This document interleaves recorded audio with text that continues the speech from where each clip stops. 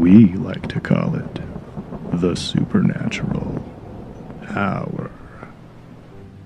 And now, our hosts. We ready to get to our main topic today? All right, we'll get on to the main topic. So the topic we've chosen to speak about today is sleep paralysis. How familiar are you guys with sleep paralysis? So I have heard about it a bunch of times, and when people call us for residentials, probably, I don't know, roughly 30% of the time, someone always says something about sleep paralysis. It seems to be pretty common with a lot of the residential investigations. I mean, not like all of the time, but like you said, maybe 30% or 20% of the time. But the interesting thing is when I was researching it for this podcast, it was really hard to find much paranormal. It's mostly medical. Right. Well, sleep paralysis in and of itself is a medical condition, but a lot of people will either confuse it with a paranormal event or misinterpret it.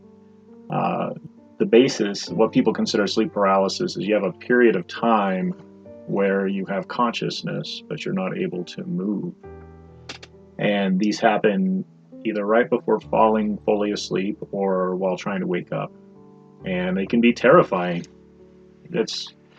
You'll hear these stories. A lot of times people will associate these events with having some entity present in the room. Something dark. So it's something that they perceive at the same time, or right. So you'll hear this a lot with alien abduction stories, for example. People will say, "Oh, I was in my room and I couldn't move, and I could tell there were beings standing in the room watching over me, either leaning over, in the corner of the room, and I couldn't get a good view of them." And that's a very common finding in cases of sleep paralysis, that there's something present in the room, and it incites a lot of fear. It doesn't always have to be aliens, but I think, call me a skeptic. It could be Slender Man. Could be Slender Man. Call me a skeptic. But I would say, when people have these abduction stories where they're paralyzed, or other times they'll have a story about a demon or a devil that's sitting on their chest and making it so they can't breathe well, kind of your stories of the succubus, incubus kind of stories. A lot of these have been attributed to sleep paralysis. And how would we know the difference, Doc? That's a good question. That's the question that kept coming into my mind as I was reading into this, is how would we know the difference? I guess the question is there a difference? So here's my little thought process. As I was researching and I'm reading medical, I thought, I don't doubt that it's medical at all. Mm-hmm. I have zero doubt that there is a medical explanation for, I would even say, most sleep paralysis cases. That being said, I personally believe that a small percentage of sleep paralysis cases could be strictly paranormal. I have to agree with that. It's possible. I think that there's a happy medium. I mean, we could argue, and I kept trying to get Castle, if you're listening, I'm calling you out. Big sisters can do that. I kept trying to get him to do a podcast on, is it possession or is it mental illness? Ooh. But guess who gets to pick the podcast topics now? Me. So at some point we'll talk about that.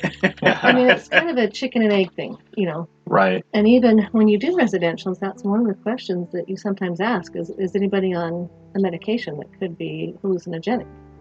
And so, I think there's a case for both. Mm-hmm. And I think there could be a case for both in sleep paralysis as well. So, I don't want listeners going, "Oh, no, I was really, abducted by aliens." Maybe right. you were.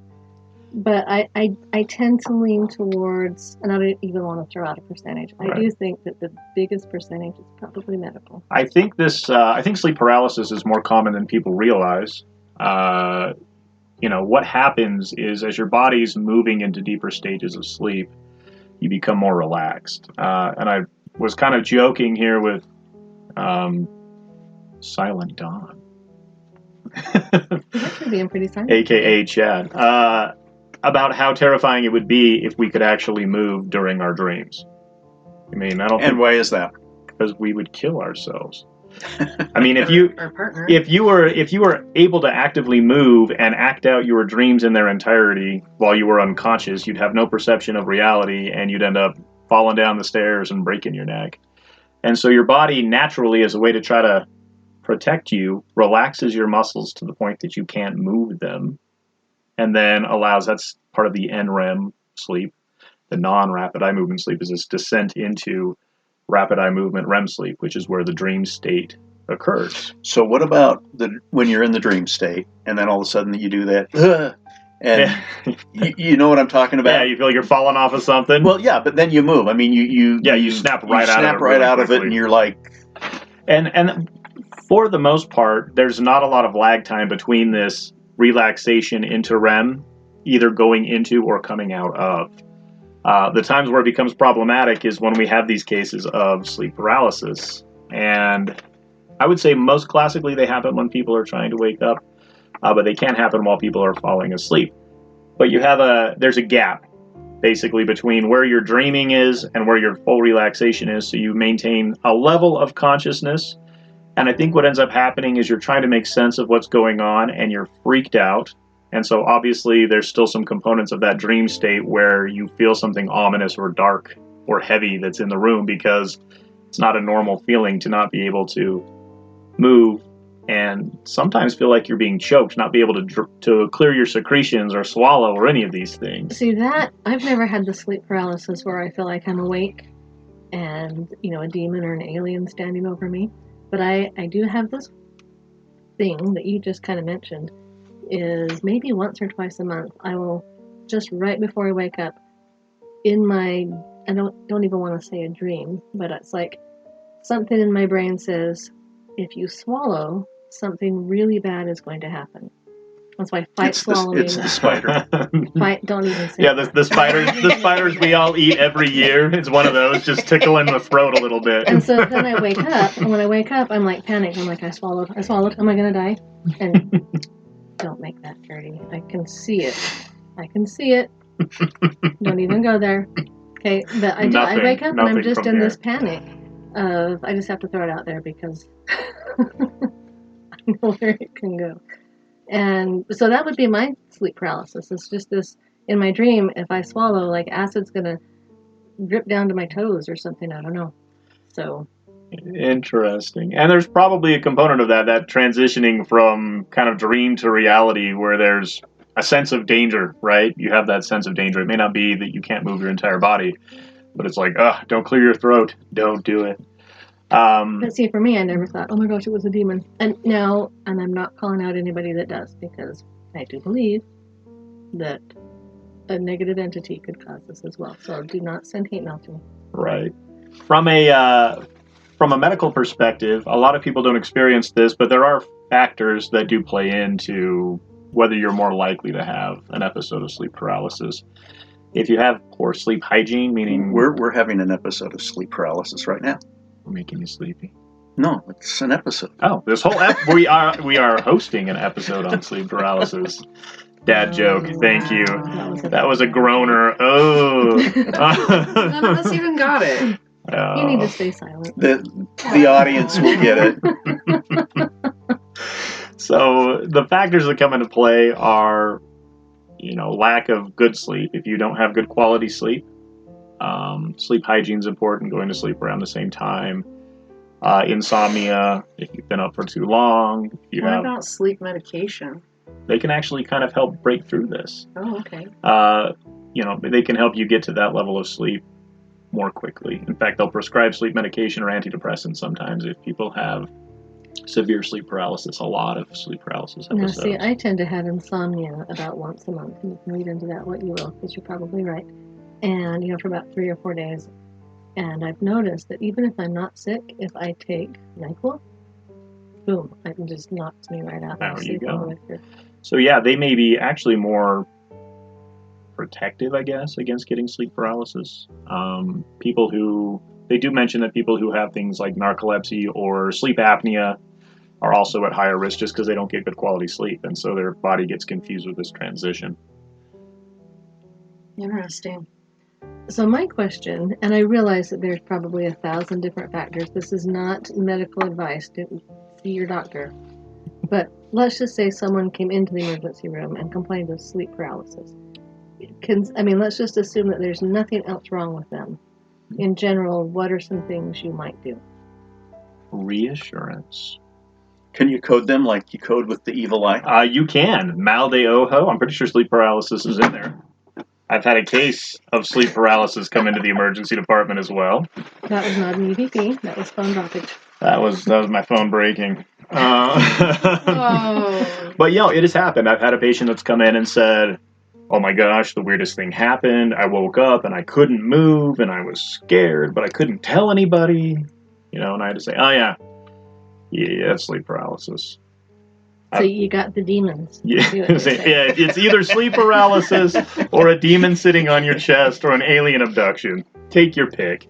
No, and for me, it was actually pretty easy to give them that reassurance because I have personally had an episode of sleep paralysis. It's weird. It is creepy. So there's a little list that I ran across that said, check with your doctor if you have these concerns. Do you feel anxious about your symptoms? Because a lot of times, like you said, just the reassurance that everything's okay. Yep. If your symptoms leave you really tired during the day, because that could be a sleep problem. You might even have, what's the word I want? What is it when you need a CPAP? Sleep apnea. Yes, I think we already talked about that. Or if your symptoms keep you up during the night, because lack of sleep can be attributed to a lot of things, Right. I would assume. And it will increase your risk of having episodes of sleep paralysis as well. Absolutely. So, overwhelmingly, these things, they happen, they resolve. Like I said, I've had it happen to me one time in my life. I can tell you a little bit about my How old story. were you? I was 17 or 18. Okay. And I was laying in my bed and I woke up and realized I couldn't move, and I could feel that my breathing was a little, I don't say restricted, but just hard to breathe. And that's because your sleep patterns, you don't breathe a whole lot. You breathe pretty slowly when you're sleeping, but when you're conscious, Shallow you feel like you need to breathe more, and so you're conscious and you're going, let's pull in more air, and you can't. And it does. It's a very scary feeling because you feel like you're suffocating. You can't get enough air. And then you lay there and you can't breathe more, you can't move. But I distinctly remember with my episode that I felt like there was something just standing right next to me, just outside of view. And I could feel this heaviness, right? And like a growling. It was almost like it was a werewolf or something. So some people get aliens, some people get demons sitting on their chest. You got a werewolf. Mine's a werewolf that's just sitting right off to the left side of my face. And I can't look at it, but I can hear it. And I know it's there.